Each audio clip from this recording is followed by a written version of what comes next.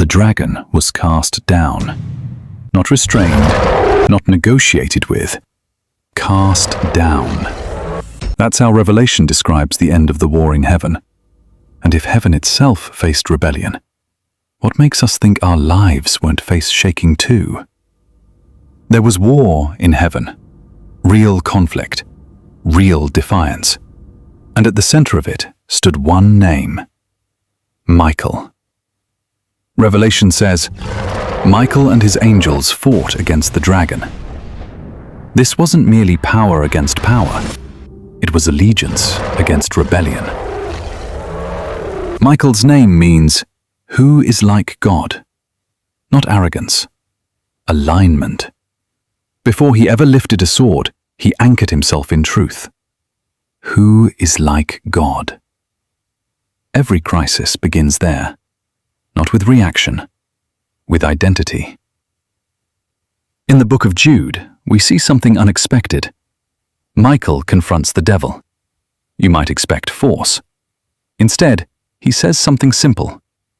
The Lord rebuke you. No theatrics, no ego, just authority rooted in its source. Michael didn't rely on himself. He relied on the throne. Daniel gives us another glimpse. Delay, resistance, invisible conflict. The Prince of Persia withstood me, but Michael came to help. Not for applause, not for recognition. Help. Some of the most significant battles are never seen, and some of the resistance you're facing right now may be just as invisible. But unseen does not mean unguarded. Now bring this closer. When truth becomes unpopular, when conviction costs comfort, when standing firm isolates you, what will you do? Blend in or align? We don't face dragons in the sky.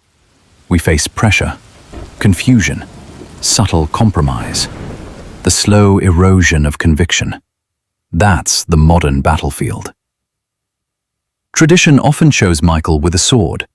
Scripture doesn't describe it in detail, but Scripture tells us what the sword represents. Truth. Not volume, not outrage. Truth. Truth cuts through deception. Truth anchors the soul, and truth is cultivated long before the battle begins. Revelation doesn't end in chaos. It ends in expulsion.